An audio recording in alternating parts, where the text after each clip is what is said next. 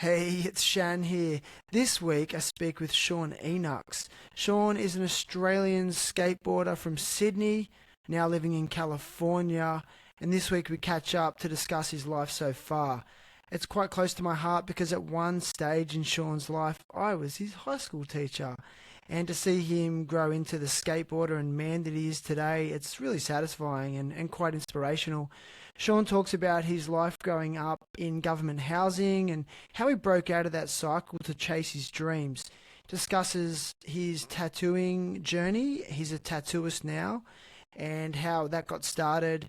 Living and working in Sydney and travelling to this area of Sydney called King's Cross, all hours of the night, and really cutting his teeth on design and practice, and now he's highly sought after.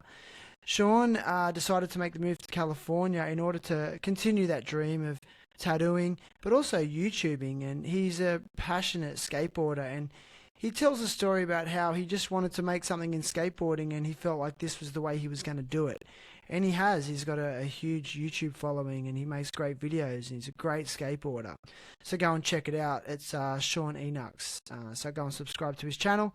Subscribe to my channel as well and you'll hear more life stories similar to Sean's. I speak with skateboarders, but not always. I speak to everyone if they've got a rad story and if they're a rad human. So enjoy. So how long have you been in California now? It'll be 3 years at the end of this November. Would you say it's the best decision you've ever made? Yeah, for sure, because I was Why? at a turning point in my life and I was like, I can either sit at home in Campbelltown thinking about what I could have done, or I can just like try and go and do it, you know?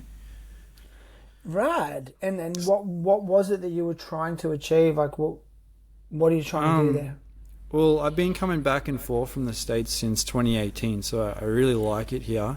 And the skating is just on another level, you know, everyone shreds over here. And I just wanted to be around that kind of energy. So each trip I would take to the States, I would skate, I would come back to Oz and try to harness that energy and like keep it going kind of thing. And I would have on like skate events and stuff. We did Halloween a couple of years in a row. What else did we do? We did something else, but there was a bunch of people involved and it was like kind of putting energy into the scene there. I guess because I'd watch guys over here do it and I'm like, that's sick. Why isn't anyone doing it in Australia, you know? So I felt like that was something to be kind of filled in down there.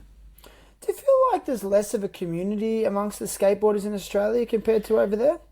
Yeah, for sure. Because I just feel like skateboarding in Oz is kind of just like a pastime, you know? People just go to the park after work or after school, hang out with their mates, which is great. But it's kind of just like it's not really like let's go to the park, let's get clips, let's like push each other. It's just kind of like whatever. Yeah, right. So are you feeling more motivated to progress in skateboarding or other areas? I mean, it's kind of hard not to progress here because you're skating with so many good people and it's just kind of a natural progression. I feel like I do want to progress, but I don't want to I'm not trying to throw my body on the line kind of thing. Like I don't want to be jumping down no like 20 stairs or anything like that. Yeah, it's so rad.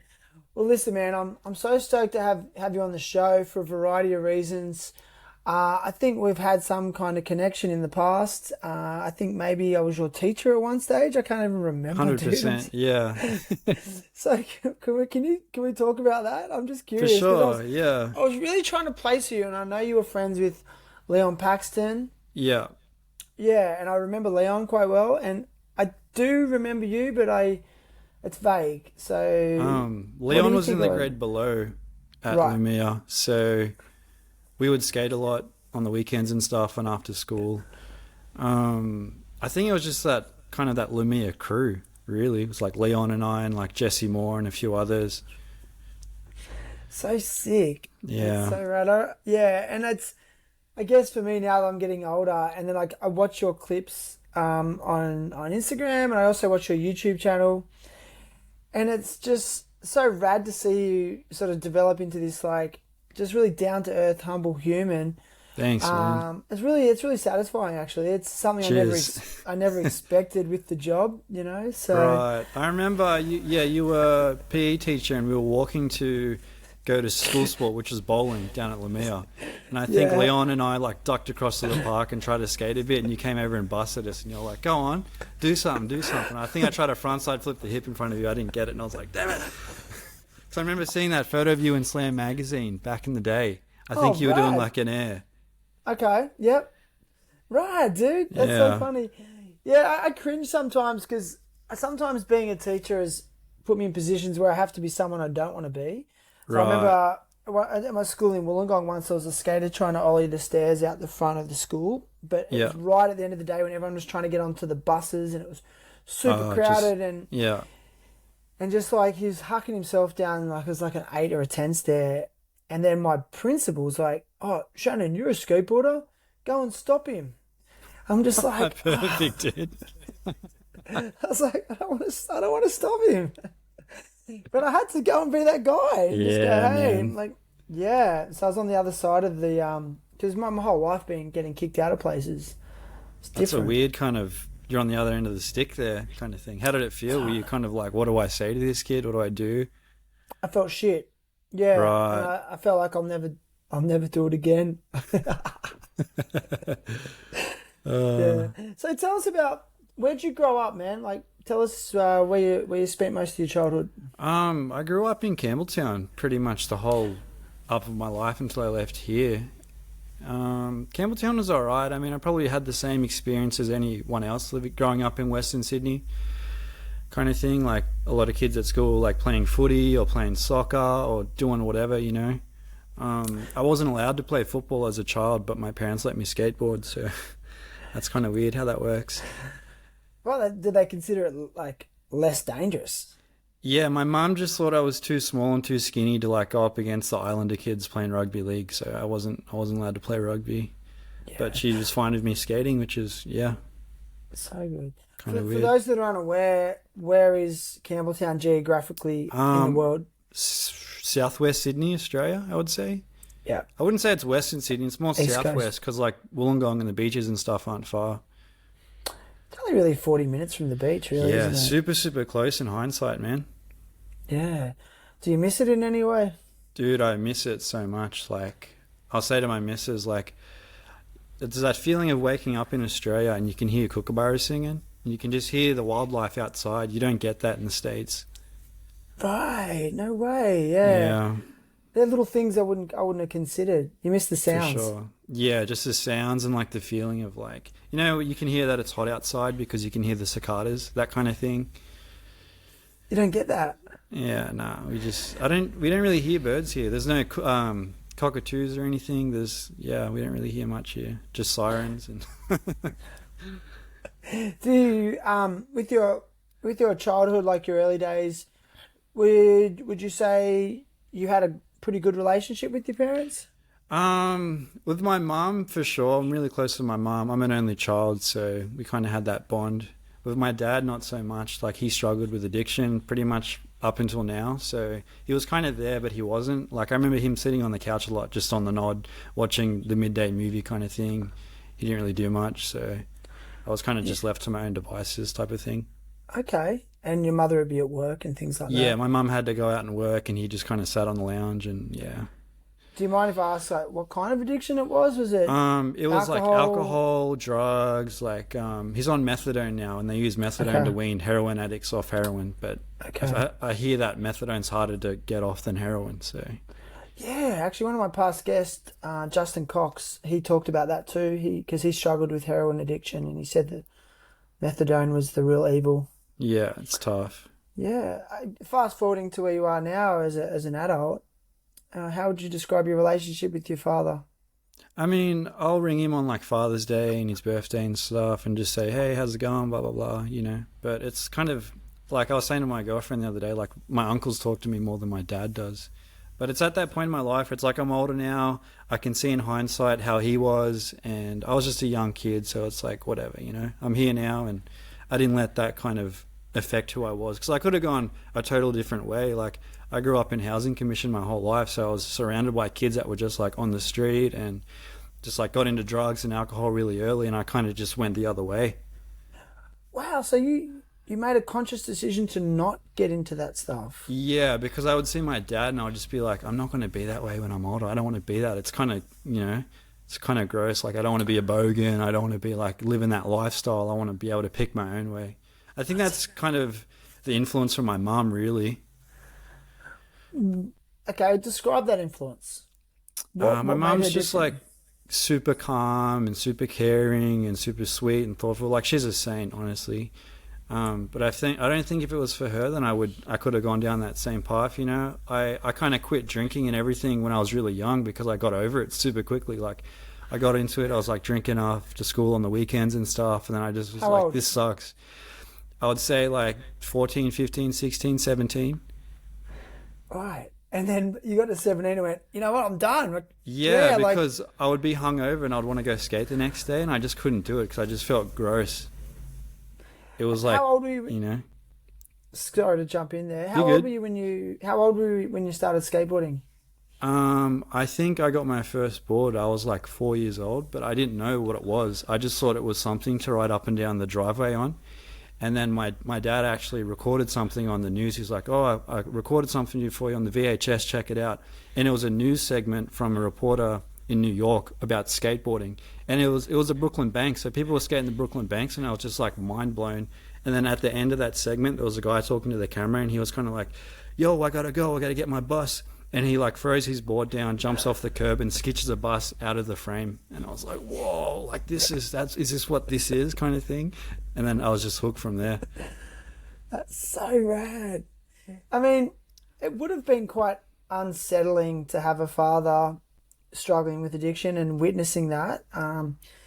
Did you feel that skateboarding became a refuge for you in terms of? 100%. Okay. 100%. Because I could just like, I would come home from school and just not want to be at home and just like, fuck it. I'm sorry, I don't know if I can swear on this potty or not. Dude, everything's been said on here. Sweet. I would just like throw my bag down, change my clothes, grab my board, and then just walk to the skate park, and I'd be there, just skating flat ground and hanging out with friends and stuff. And it's just like it took me out of that situation, kind of thing. Yeah, I guess too because I do have a global audience. For those that are unfamiliar, like describe Australian Housing Commission structures and developments. How would you? For those that Basically, are unaware. in Australia we have this thing called the Housing Commission, and it's for like if you can't afford to have your own house or rent your own spot, they provide these places for you to stay at a subsidy. So they subsidize your Centrelink payment or whatever. It's similar to like the projects, I guess, in America. There's kids that live in the projects with their parents. It's like the Australian type of projects is Housing Commission or housos. And that's something I was so scared to share with like people that, I live in Housing Commission. I thought I was going to be judged and be like, oh, he's a houso. We all do it. We do Yeah. it. Was there a sense of shame around that? There for was, you? because I quickly noticed during high school, the junior years of high school, that I thought it was normal for everyone's dad to go to rehab and go to jail. I was like, that's normal. Everyone's dad does that. But they don't. So I got Yeah. to high school and people were like, oh yeah, my parents do this and my dad does this and he's that and we live here and we own our house and it's my 16th birthday and I'm going to get this car. And I'm like, oh my God, like what am I? Like I just feel so alienated because I do not come from that background, Was there a sense of, were you envious of those people? I was a super confused and angry young teenager because I just wasn't kind of switched on to what was going on around me. So I was just like super angry all the time, which is weird to think of now because like I'm the most mellow person there is now. But back in the day, I was really angry. Dude, you are. I can feel your calmness, and I feel it in your videos that you produce, which are Thanks, epic. man. I love watching your clips. There's a real gentle kindness to you. Going back to the Housing Commission situation, I think it's very difficult for people to understand how hard it is to break out of that cycle. So, It's a tough cycle, dude. why? Why is it I tough? feel like because for one, you get put in these houses and then you can just stay there as long as you want. There's no deadline of when you got to be out and you're getting your Centrelink subsidized. So it's like, oh, we're only going to take, Just $100 like a welfare. week. Yeah, for you to live here. So it ends up being like, well, I can just live here and stay here. What do I do now? I got all this like money from the government. I'm just going to hit the pub, put it through the pokies, get on it, buy 10 cars have them in the front of my house. Ones that you're going to fix up. So Yeah. So it's like this tough cycle, and then kids are born into that cycle. They grow up believing that's normal. They see their parents how they are, and then the cycle just kind of continues, you know.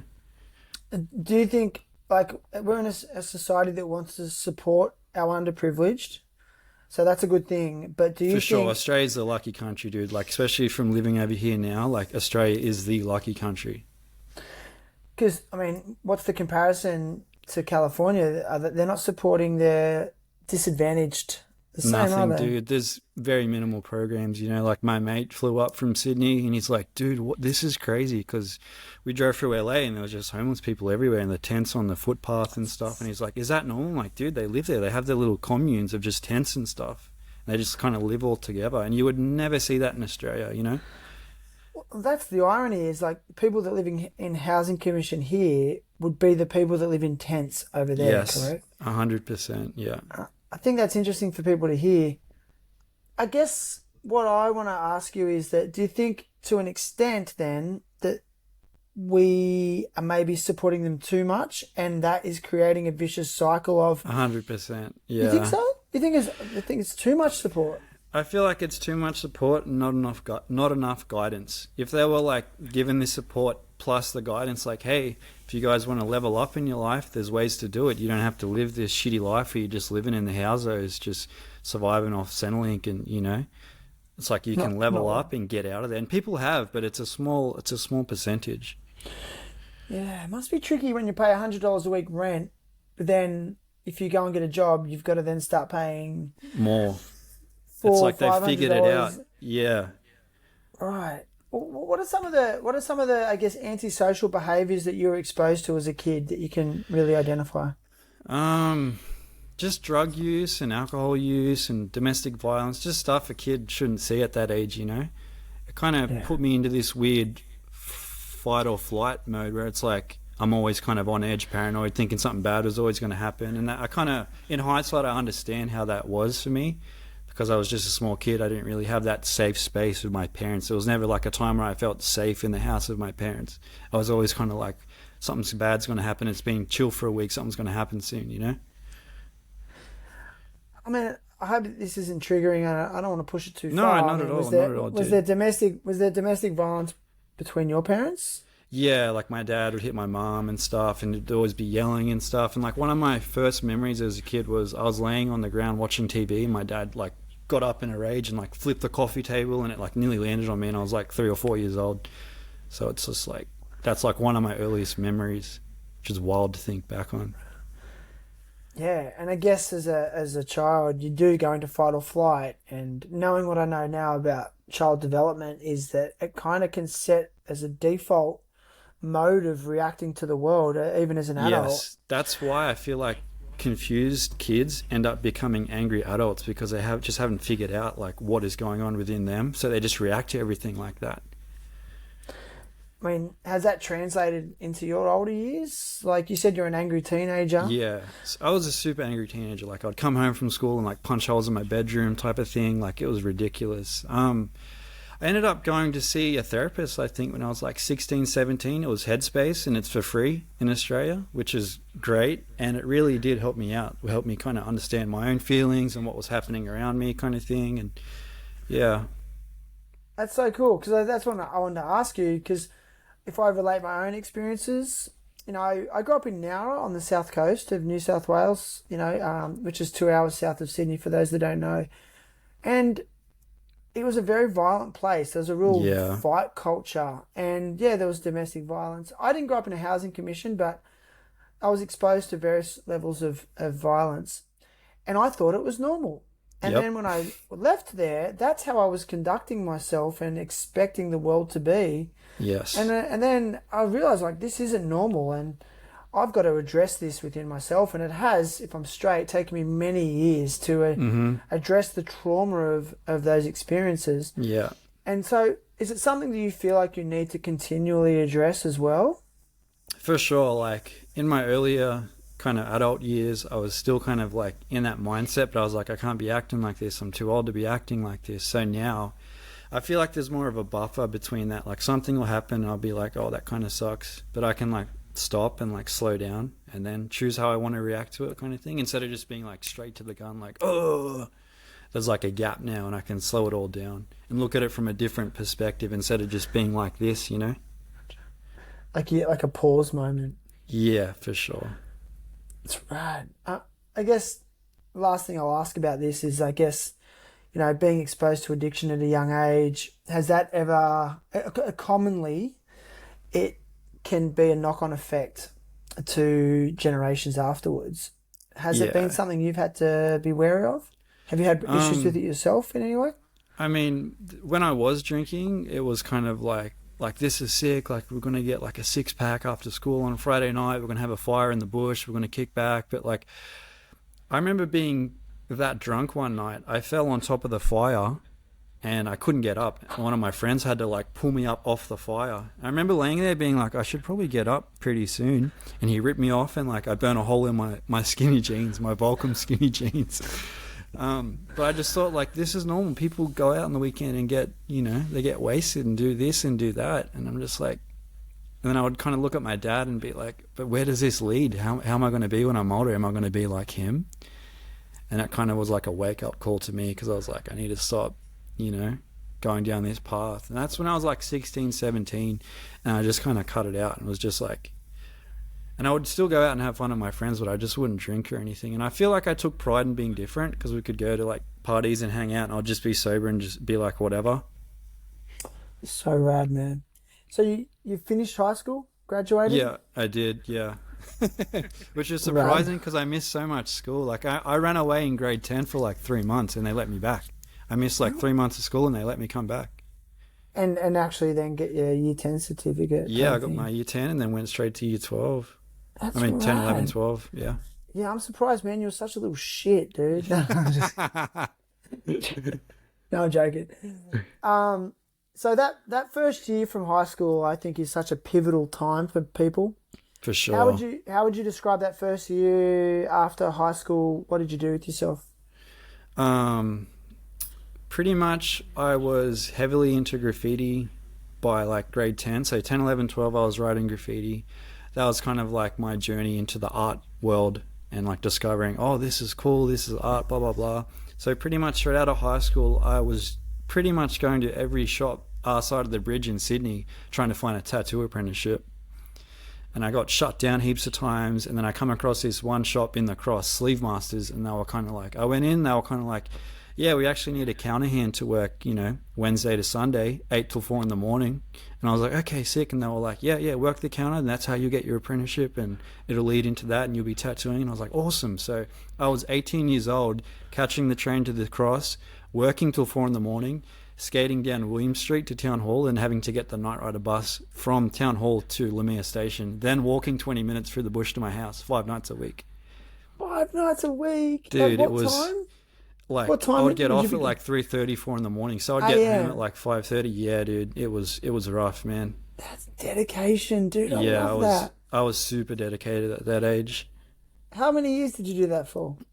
I probably worked in the Cross all in all, probably a couple of years, 2-3 years. And then I've worked in like a dozen or more shops back home in Sydney.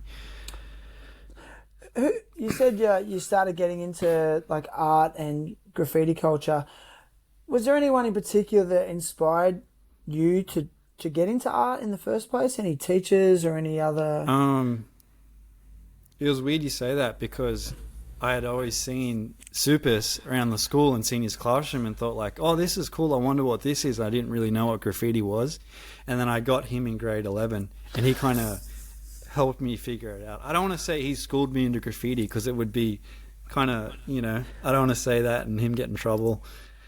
But he opened you up to art and that style, yes, 100%. That style of art.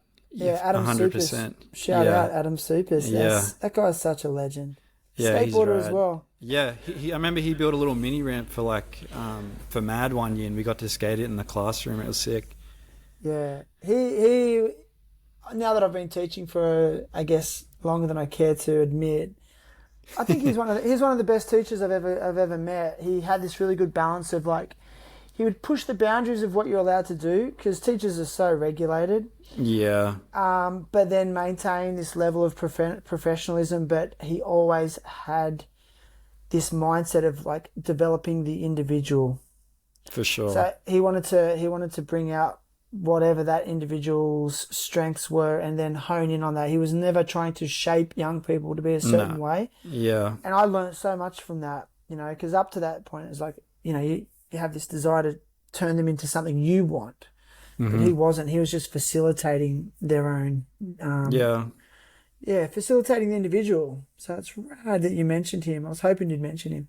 Yeah, he's. So you did a few years working in King's Cross in Sydney, just as like a desk hand, as you say, at a tattoo shop. And in that time, while you were doing it, were you practicing art or practicing the art of tattoo? Can you go into that? Yeah, I would be drawing. Like once pretty much what happened, it was when I was in grade 12, I got my first tattoo from my best friend at the time, his older brother, which was another graffiti writer, and he just started tattooing, and I was like, this is sick. Like, as soon as I got my tattoo, I was kind of like, what if I could do this as well? And that's what sparked it. And then I was just kind of like up every night till like 3 a.m, just like drawing in the lounge room until I was like, okay, I got some drawings here. Hopefully someone will give me a chance, And looking back, those drawings are shocking. I've still got the portfolio at my mum's. Dude. So once you sort of completed that, where'd your life take you from there after that time? I feel like, where did I go after the cross? I worked at a bunch of different shops, probably spent the most time working at a shop in Cabramatta, and from Cabramatta I was then at MacArthur in Campbelltown for a bit. And then just before I left, I was still at MacArthur. So I'd just been tattooing in my hometown. Yeah. Tell us about the experience of the first time you actually inked someone. Oh, man. Do you remember that experience? I was like shaking like a leaf, dude. Because what happened, someone had quit at Sleeve Masters. They were like, Justin quit, so you're going to be tattooing a few days now. And I was like, it was like a sink or swim moment. They were just dropping me in the deep end. So I was like, I need to not sink, I need to figure this out. And I remember the first 2 ladies that came in, the tattoo was a tribal turtle she was getting on her wrist, and I was so nervous. I was like, I just got to pop out the back and like do something, and I was just at the back like trying to calm myself down because I was shaking so much, and I was just like, all right, I just got to put on a brave face and like get through it. Did she know it was your first time? No. She didn't know. I was like going to put the stencil on, the paper was the wrong way around. I'm like, what am I doing? I'm like, it's the wrong way around. Like, how do you practice for that? How do you practice for skin? Obviously, drawing on paper is one thing. But how do you practice for skin? You tattoo your thighs or you tattoo your mates. And in my case, I was lucky because I could tattoo my own legs, and I had a bunch of friends to tattoo as well. So, and then. Yeah, but that shop was a super busy like tourist area, so it was just a bunch of backpackers coming in. So you'd put a tattoo on them, you wouldn't see them again. So it was like you got to tattoo a lot, but you wouldn't see how the tattoos heal. I mean, I'm really curious because I have no tattoos, and over the years, it's been something I've contemplated, and I've had ideas, and then I changed my mind. Yeah. Aside from like maybe messing up the actual drawing, like what are some other things that can go wrong with tattoos in terms of the technique? Going too deep, going not deep enough? You can go too deep and scar people up. I feel like going not deep enough is probably better because you can always come back over it and touch it up. But if you go too deep, it blows out. It just looks horrible. And yeah, I blew out a lot of tattoos on my own legs, so I kind of learned from that. So you don't care that they're with you now forever? Not really. I wear pants all the time anyway, so I'm like, I'm never really in shorts. But I just kind of tattooed myself and like read a lot of books because when they first started letting me tattooing, they were just like, here's a machine, figure it out. No way. Yeah, and since then I've had friends that have apprenticed under me, and I've been like, all right, sit down, this is for this, this is for this is how you do this, how you set up. Like I tell them everything that I didn't get told to make sure that they have like a way better experience than I did, dude. So I probably scarred people up for like the first year or 2 of tattooing. I just like they used to call me the butcher back home. My mates call me the butcher. How do you I think feel it's about funny that? now. It's funny You now. feel Back bad? then I was, but yeah, but we were young, you know, so it's like you're just helping your friend out, letting them tattoo you. So Yeah, try to touch up and fix what I can now, but yeah. Okay. I mean, it's such an intimate experience. I feel like it would be a very intimate experience because effectively 100%, you're doing something to someone that's going to be with them forever. You're penetrating part of their body. Yeah. That sounds like a weird word. But I feel like that experience would stay with that person forever. Oh, now, 100%, yeah. Yeah, like, do you feel like that you, in some way, bond with every single person you tattoo? 100%, dude, because it's like the barbershop talk. They come in, they tell you their life problems and this and that and the other. So you end up getting to know people pretty well. I try to keep it like at a level where it's like I can relate to them and understand them and not try to go too deep, because if you're tattooing so many people a day, it's just so much to take on, you know. So I've had to learn how to kind of draw the line there and just give them enough and not over, you know, extend myself in a way. Emotionally? Yeah, because like you're hearing all these stories and this and that, and you kind of take it on a little bit. Yeah. Like, do you feel like a counselor at times? For sure, yeah. And people always leave like, oh, that's sick, like cheers to the tattoo and like the conversation and blah, blah, blah. And I'm like, yeah, no worries, good, best of luck with it all, you know? Wow, dude. It's so interesting. I see a society full of tattoos, you know? Yeah. And I wonder if there's regret. I must admit. Oh, 100%. I have both of my legs full of regret. I love how you laugh about it. So it's like, what do I do now? I just live with it and, you know, it's whatever. What keeps you going back to it then? Like, what keeps you, because I know you're heavily tattooed, like why do you want more tattoos? What does it do for you as a person, spiritually or emotionally? I mean, when I was younger, I wanted to be heavily tattooed because when I was a little kid, I remember seeing like rebels, like bikers just like tatted up, like, and I'm like, that's sick. I remember there was a Slam magazine that I'd opened, and I think it was an ad for Blind, and the guy was wearing a Blind t-shirt, and it was just his arms folded like this, and he had 2 sleeves, and I was like, that's sick, like I want to get sleeves when I'm older. So back then it was more of like an image thing for me, you know. I was like, I want to kind of look that way, and like I don't know if you remember what I looked like in high school, but I used to have like massive stretches and like piercings and stuff.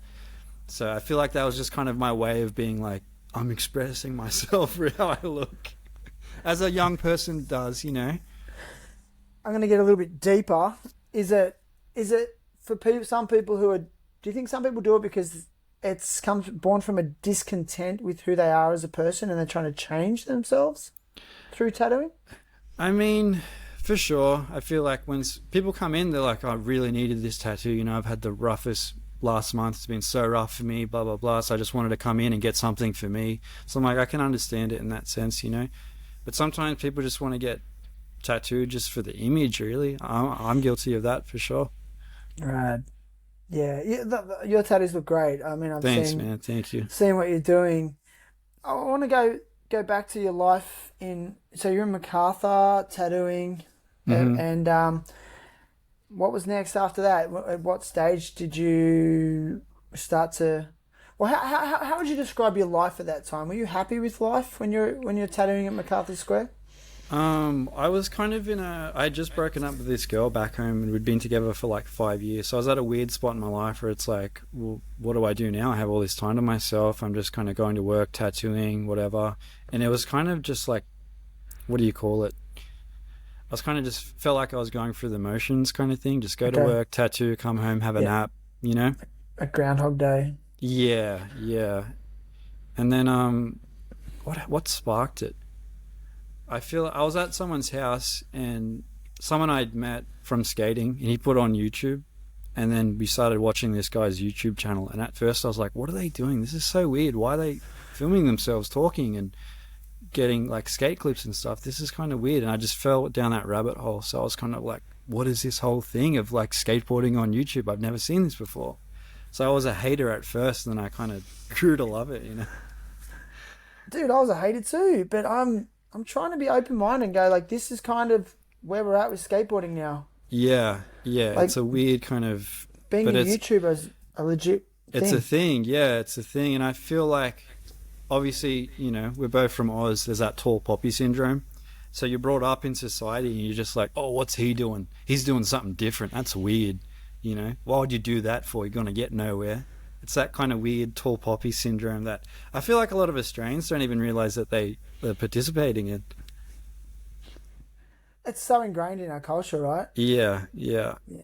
But it's also, I think too, if you're perceived as someone who's self-promoting, that's when we love to chop those people down. Like, oh, he's up himself. He's a wanker. Yep, 100%. Yeah. And that's what happened to me. Like I was like, I'm going to do like skateboarding, YouTubing, Instagram and stuff. And like I had friends that I had lost because they just seen me and were like, you know, they'd bully me about it. And I was just like, if you're not with it, then don't worry about it. You know, you're not going to be my mate very long. So I just kind of cut them off and did my own thing. Yeah, see, because you're a great skateboarder. I love watching you skate. I love your style. Thank you. I appreciate that. And your overall steez, but even like for me, skateboarding's more than about tricks. It's about how they're done. About the aesthetic. Your aesthetic's great. Like, I love what you wear, the boards you ride. Like, it's all those little details. Like, you've got that. Was there ever a point where you're like, I want to do something in skateboarding? Did you not want to try and go the traditional route of like, you know, let's get sponsored or let's get photos in magazines, things like that, skate comps? When I was a kid, my dream was to become a pro skater. Growing older, I didn't know how to do it. I didn't know how you go from someone just skating to a pro. I wasn't around the right people at the right age to be like, you need to do this, do that. I had no idea. I was just kind of like, just skate and then something will happen. And then you're seeing this YouTube clip and it's like, this is how I'm going to do it. Yeah, I was just like, if I can do this and like, you know, skate and broadcast it, like I'm going to make videos that I like and that I think are cool. Hopefully other people will like them too. Well, they obviously do, because I've seen like the large following you have, and now that I know about what I know about content creation, like it is so hard to engage an audience. It's not just as easy as producing content and then it'll pop off. Like it takes a lot of work. Yeah, it's crazy, man. Like I look back and I'm like, I feel like I'm kind of really grateful because my audience is super supportive. Like the comments will be like, yeah, this is awesome. Like keep it going. This is sick. Thank you for uploading. And it's like, wow, I have a really positive kind of audience that support me. Do you think the Australian accent in California has been part of your success with YouTube? I feel like for sure that's definitely a plus, but just being around the right people at the right time, because how I managed to be like, I'm just going to go to California and then let's like keep pushing it, was I was making videos of making the DIY spot near Lemire skate park when it was COVID, because they closed all the skate parks down.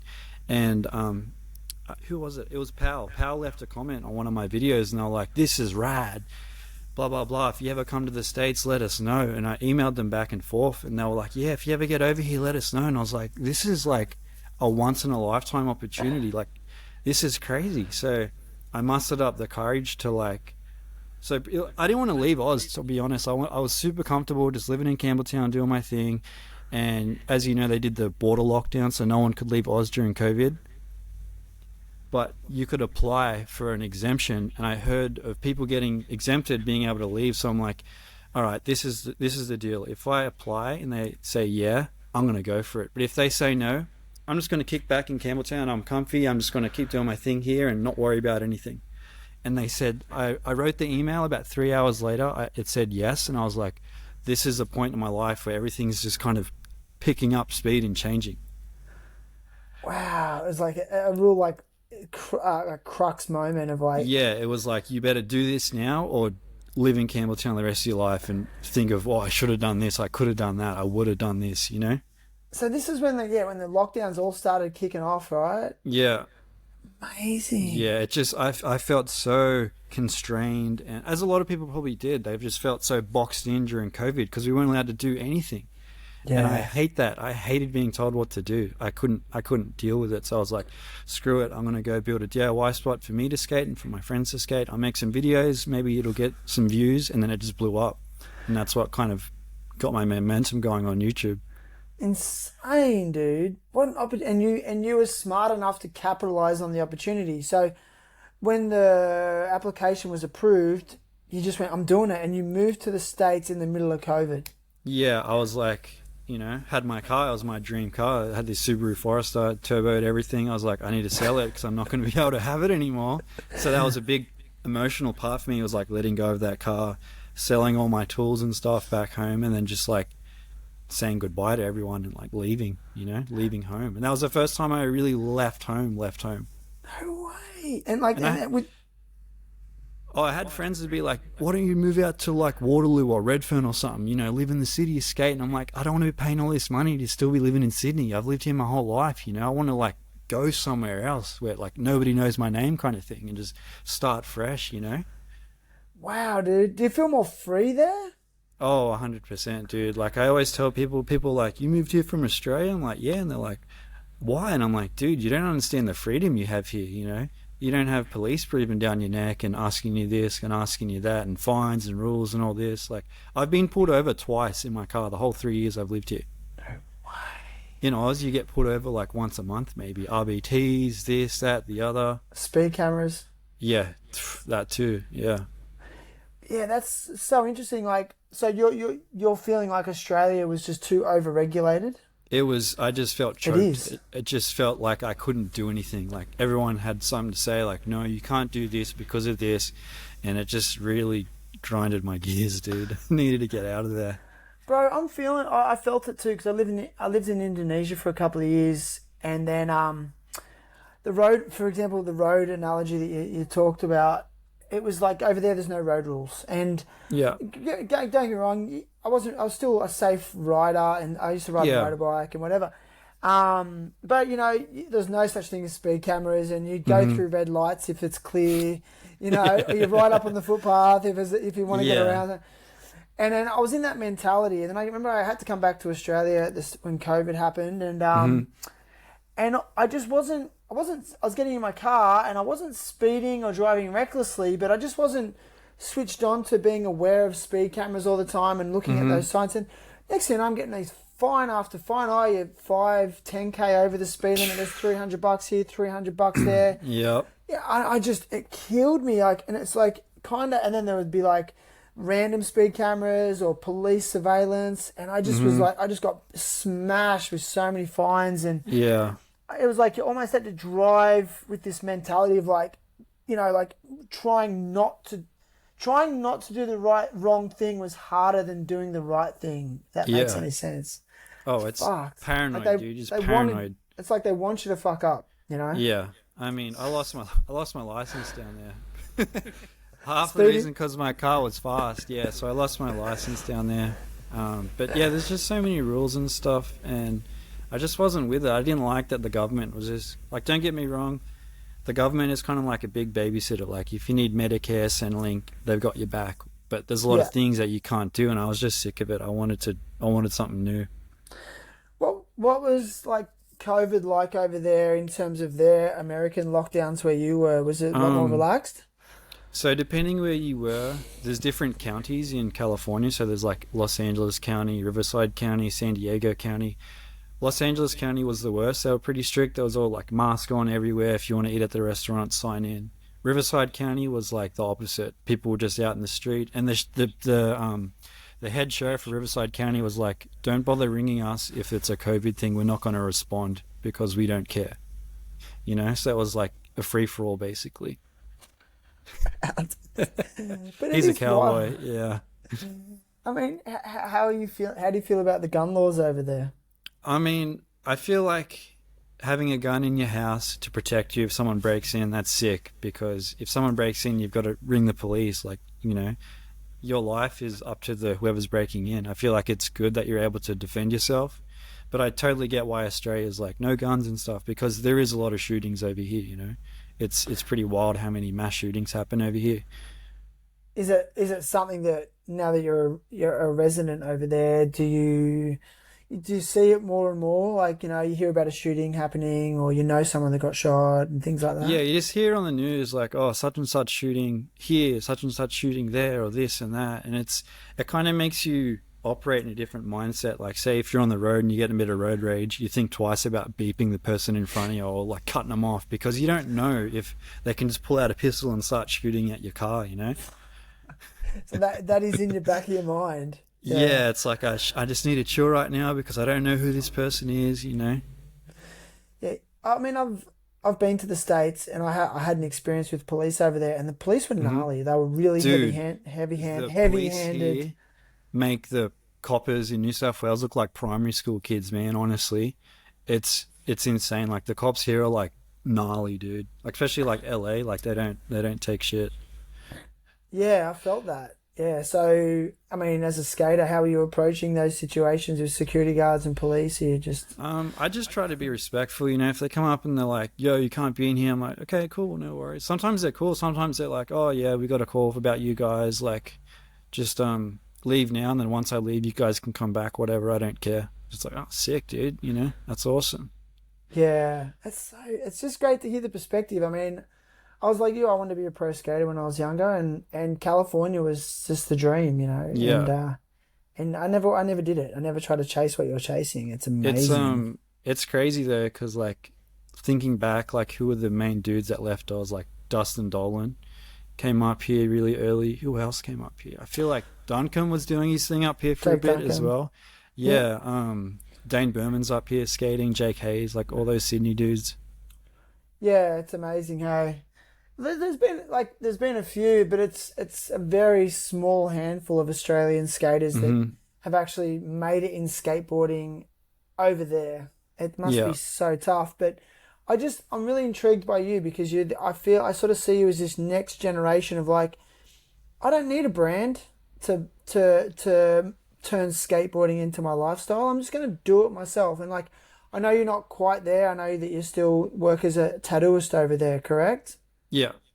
So once you moved over in COVID times, were you able to get work as a tattooist immediately, or how did it all Um, play out? Was it so tough pretty times? much what happened was I came over here and then the girlfriend I had at the time was like, yeah, you probably shouldn't work because of COVID. And I was like, all right, whatever. So the first 3 months I didn't work. I was just kind of skating, making YouTube videos. And I was kind of running out of money. I'm like, I'm just blowing through my savings here. Like, I need a job. And I had met someone the last trip I came up here that owned a shop, and he was pretty much like, if you ever come back, like, let me know. I'll hook it up for you. So I just hit him up, and pretty much as soon as I messaged him, he was like, yeah, come in right now. We're going to be busy tonight. And then it just found a job like that. So I feel like a lot of opportunity has fallen into my lap over here. As like back home, I felt like I was just like working so hard the wrong ways and nothing was happening. And then I came over here and it's like everything just kind of fell in my lap. Because you took the plunge? Yeah, It's a, 100%. it's amazing what the magic that happens when you step into the unknown, People right? thought I was crazy. I posted a video when I first got here. I'm moving to California. Some guy left a comment. He's like, I've supported you this far. I can't support you anymore. I'm so sorry. I feel like you're making the wrong decision. I'm out, and like unsubscribe from my channel. Took it so personally. Man, people are strange. Yeah. I get weird massive messages like that through because of some of the podcast episodes. I think you've put yourself in the public forum and you've shown people your life, and they do feel like they know you as a Oh yeah. person. Yeah. Are you getting that? Because you have, like I said, I think you have quite a large subscription base. It's compared to most people, it's big, Thanks, right? man. Yeah, I mean, So we'll do go you to the get those? mall Yeah, and you go to the. kids would be like, "Oh my God, Sean Enuks, yo, what's up, man? Like, can I get a photo?" And I'm like, "Oh, sure." And like, we'll go to skate parks and people will be like, "Hey, man, like, I like your videos." And I'm like, "Oh, thank you. That's awesome." You know, You're it's getting just, that. yeah, it's so bizarre because there's a local skate shop that I go here to, and I went in there one day to buy a board, and some little kid was like, I feel like I've seen you on a YouTube video before, blah blah blah. You did a board setup, and I was like, oh yeah, cool. It's just like some little kid, and I was like, this is sick. Like I'm on the other side of the world, and people are like recognizing me, kind of thing. Are you comfortable with referring to yourself as a YouTuber? Yeah, I mean, it is what it is, you know. I feel like back in the day, I knew that I wanted to do it, like back in Sydney, but it was just so much kind of grey area around it. People didn't know what it was. People hated on it. It was a kind of a weird thing. And then I came up here, and it just felt like it was so natural and so normal because everyone's skating and filming and getting clips, and it's like the norm, you know. It's like if you were in Sydney and someone was like, "Oh yeah, I want to be an actor," you'd be like, "Oh okay, it's kind of strange." But here, someone said to you like, "Oh yeah, I want to become an actor." That's completely normal. It's just Legit. a cultural thing, you know. Okay, well, I'm going to challenge you a little bit. If you came back to Sydney now, would you have a problem with telling Australian people that you met that you're a YouTuber? If they said to you, "What do you do?" and you said, "Well, you're a tattooist," but would you Yeah, say, "Oh, yeah. I'm a YouTuber as well"? Would you say you're a YouTuber? 100%. Yeah, Would you more be, 100%. would there be more trepidation though? I mean, in the back of my mind, maybe, but that's the reality. Like, I've worked this hard to gain all these things and like move my life and create a new lifestyle for me. I'm not going to like take shame in what I do, kind of thing. Rad, dude. You know Yeah. what? Fuck them. Like, and That's I've it. got. They're just, they're going to have their 2 cents and it's whatever. Who cares, you know? Yeah, and it's taken me so much of my life to get over that and just not.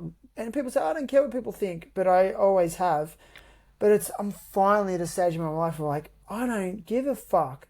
Like, Yeah. I'm going to do what I want to do. Like, I want to produce podcasts and talk to Yeah, rad people. I think it's sick, dude. It's so sick, man. And I tell people say to me, what do you do? Oh, I'm a teacher, but I'm a podcaster. Yes, yeah. And I used to be real like how embarrassing. You know, I'm waiting for the tall poppies, like fucking the talk to cut. Let's cut me down. Let's go. Yeah, yeah, But now I'm just like, you know what? Fuck you. I'm doing whatever I want. And if anyone wants to judge me like that, I don't want you to subscribe. And I don't. No, that's it. They're the wrong people anyway. But I think you produce rad content, and I think it's also educational from a skateboarding perspective. I was watching one of your videos. You were learning backside Smith, like you'd been battling backside Smith grinds. Jeez, yeah. And, you know, I must admit, like, that's a trick I can't do, but I was, like, watching you, learning with you, breaking it down in my head, getting tips. I try to share my experience kind of thing. Yeah. Hopefully people can relate. Do you think you're getting better at public speaking? For sure. We had this convo the other night, actually at dinner with my missus and her mum, and they're talking about public speaking, and my missus is, like, dead scared of like talking publicly, and I'm like, I reckon I'd be fine, you know, say, you know, g'day, how's it going, I'm here to talk about this, blah blah blah. But honestly, the first few times of me making YouTube videos, I was like, hey, what's up guys, and I'd like, oh, that sucks, I need to record it like 10 times until I feel like it's okay. Now I'm just like, camera out, blah blah blah blah blah. Even if there's people around me at the skate park, I don't care. Right. I'm just asking for a friend, but what would you say to someone that wants to start a YouTube channel? Perseverance, for sure. And have a game plan and try to make videos. Say if you make one video, try to make another 4 or 5 or 6 videos that are of the same kind of thing. So it's like a group of videos. So they watch this video, that leads into the next one. Oh, what happens next? They go into that one. Or they might see this video and go, I want to know what happened before. They go back to that video. It's a constant kind of cycle. Okay, gotcha. Yeah, so you group them into sort of small categories. Yeah, that ideally anyway. Yeah. I mean, that's what I did with the DIY stuff. There was like DIY Diaries episode 1, episode 2, episode 3. So people were seeing the progression and being like, oh, when's the next episode? I still get comments now. When are you making the next DIY Diaries episode, you know? Can we talk monetization on YouTube? Yeah, for sure, for sure. How hard is it? It's easier now because YouTube have made the requirements lower. It used to be you have to have 1,000 subs and 4,000 hours watch time. Now it's like, I think it's like 600 subs and like maybe like 1,000 or 2,000 watch hours. They've made it easier for sure.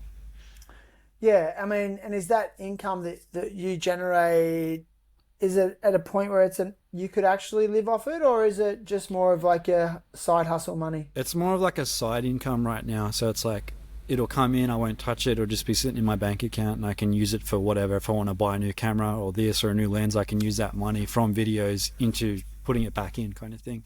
But during COVID, it was good because everyone was at home doing nothing, watching videos. Like when I was living here, those YouTube payments were like paying my rent.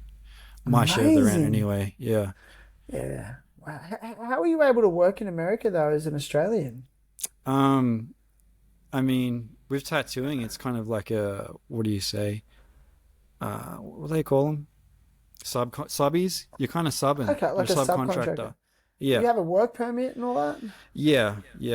Okay. So I had to go through and get like my license from the county I was working in for like bloodborne pathogens and stuff, so they could like know that I'm not stupid and I know how to like work people's blood and everything else. So yeah, that kind of stuff was easier to attain because in New South Wales you have to pay $700 and then you've got to go to the police station and the police take your fingerprints and your palm prints to make sure that you're not a bikie. Oh, of So you could have course. never stepped foot in a police station in your entire life, but because you're a tattooist, you need to go and give them your palm prints and fingerprints. And like they were so strict, there was people. There's an old schooler that had to have his license denied because when he was 18, he was caught with a replica pistol, and he's 50 now, and they cut him. They cut him back on that. He had to get a bunch of signatures and statements from people saying that he was fit and proper to own a tattoo shop. All those It's years so later. strict down there. Yeah, it's so strict down there, dude. Yeah. I just feel like we're very knee jerk in our country. So like something happens and then okay, we're going to make a new law, a new policy for that. And Yeah. yeah, it just gets stricter and stricter. I tell people, I'm like, Australia used to be a penal colony. You know, they used to send prisoners there. They've just kept that kind of mentality and just put it forward to how we live down there now. Yeah, for sure, man. So, which part of California are you in? I haven't asked you that.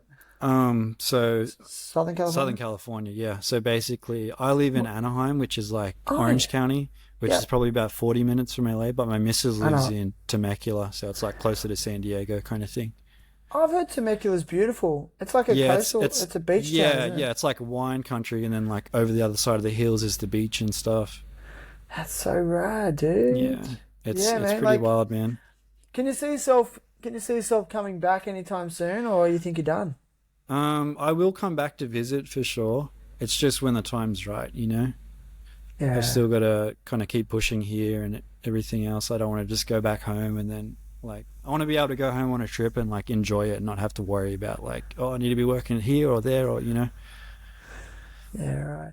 But I I send my know. mum up every holiday. She comes up for Christmas and her birthday. I send her up. So her What do you family lives mean? up here. So my mum is like living by herself right now in Sydney. She has no family there. Her family lives in California.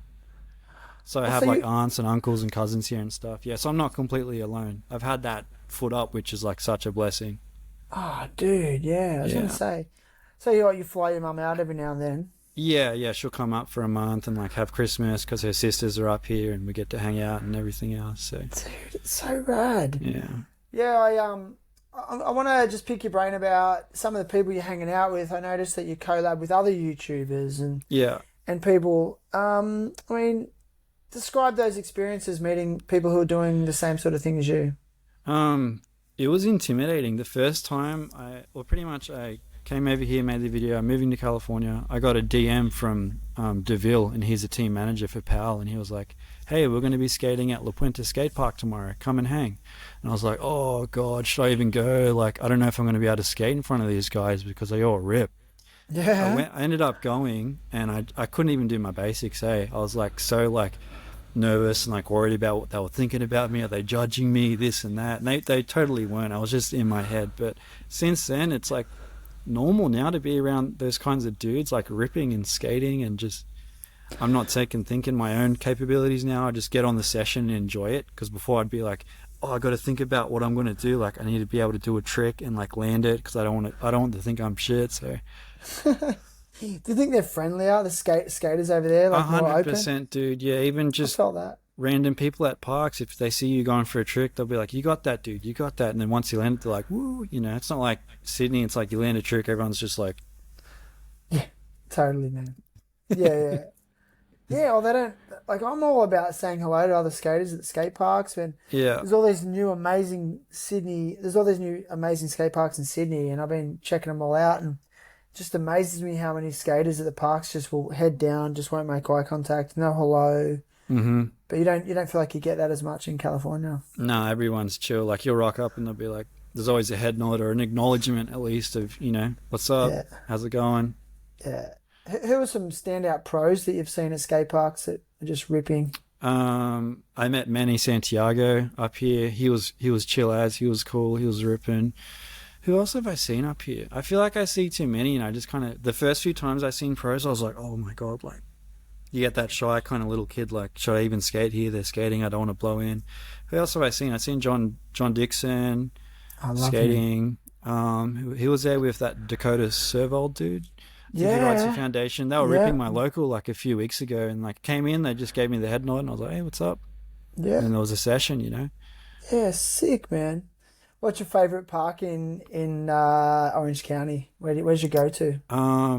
My favorite park in Orange County is probably Ponderosa Skate Park because it's like 5 minutes around the way from my house, and there's a flat bar there, there's a ledge, there's a hip, there's a quarter pipe. Sweet, Yeah, nice. I'm a simple man. You do love a flat bar. Yeah.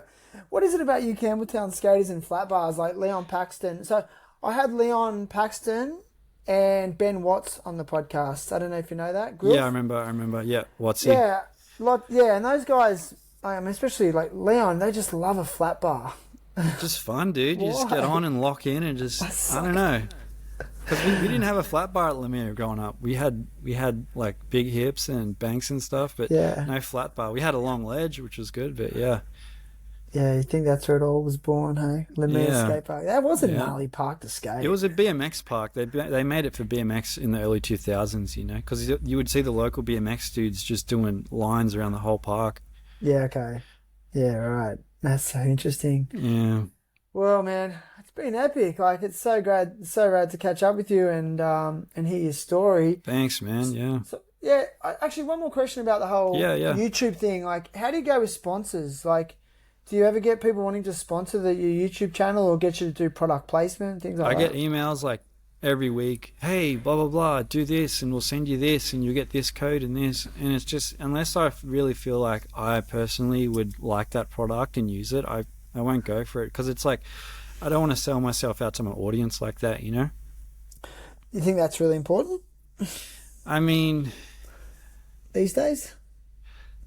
I guess that's just my integrity. It's not going to be like me just selling some product I don't care about. But if they're going to say like, hey, do this, we'll pay you $2,000. Sweet, I'll do it, dude. But it's like they want to offer me like a code and 15% off. It's like, I'm good for now. Yeah, that's the way. Interesting. Yeah. And you've got your own brand. You want to talk about that? Yeah, Evening Mob. So pretty much Evening Mob was born out of me wanting to create like clothes and stuff that I liked once again, and create a brand that I dig, and hopefully other people like it as well. And pretty much the first like run of hoodies that I did, I just printed them in the shed out the back of my mum's house, I was pretty much like DIY. Like I watched videos on YouTube how to screen print, bought the kit, had to trial and error for like a week to figure it out, and then just started doing it. And I feel like people seeing that, and because it was like a thing that I made with my own hand, it's more personable. And they dig that. It's not just like, oh, buy this and someone else will print it and ship it to your house, Yeah, so, rad. Yeah. And I get a lot of questions about why the name Evening. It's because I like evening time. Like I like having a nice day out skating or whatever. The sun starts going down. It's like you get those dopamine hits from skating all day and you just like chill. That's like the best part. And you like that good sore feeling. Yeah. It's a good feeling. Yeah. I can't believe you said that, because I used to always try and be a morning person for years, especially because I surf and always getting you got to be up early. Dawn, and I realised that my body doesn't really like it, and I actually am more of an evening person. Like I like to go slow in the morning, have my coffee, not have to use my brain too much, and I come alive at nights, dude. Yeah, sometimes people are just wired that way. Sometimes, I reckon, hey, for sure, it's like genetic. So, how can people find you, man, and check out your stuff? YouTube, Shan Enuks, Instagram, Enukism, eveningmob.com if you want to check out the brand. That's pretty much it, dude. Yeah. Rad, man. So I'll put links to those to Shan's platforms in this episode's show notes. So if you scroll down, click on the link, and you can find links to what Shan does, which is rad, and you'll also find some links to some of the partnerships that I have with the podcast if you want to support the show as well. So thanks, Shan, man. Thank you, dude. Cheers for having me. Legend. Good to catch up with you, man. Catch you later.